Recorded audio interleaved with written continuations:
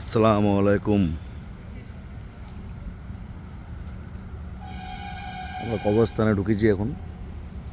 কবরস্থানে কিছু বাঁশ আছে, সেই বাঁশ কাটা হবে। 40খানা বাঁশ লাগবে আমাদের।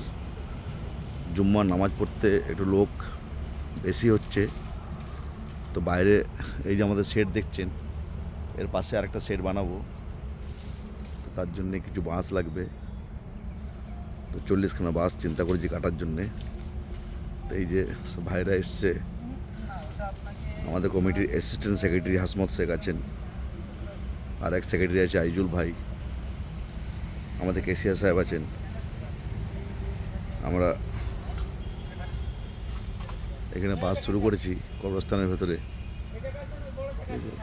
এখানে এটা কবরস্থান আমাদের। তো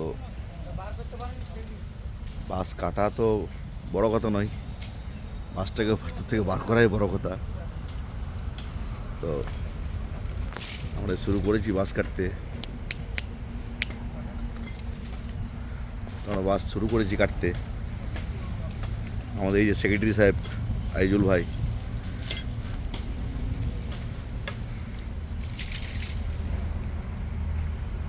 আমরা এখন কবরস্থানের ভেতরেই আছি। দেখাচ্ছি এরিয়াটা আপনাদেরকে। আমাদের অনেকটা এরিয়া আছে। এদিকে রোড সাইড, মেন রোড, এদিকে দোকান আছে কিছু। এই যে ঘরগুলো দেখছি এগুলো সব দোকান আছে কিছু। তো চেষ্টা করছি মানুষের ভালো কাজ হবে, সুবিধা করার জন্যে। যাতে বৃষ্টি পড়লে, রোদ হলে যে বেশি লোক জমাতে হয় জুম্মার দিন, আরও যাতে অসুবিধা না হয় সেই চেষ্টা করি।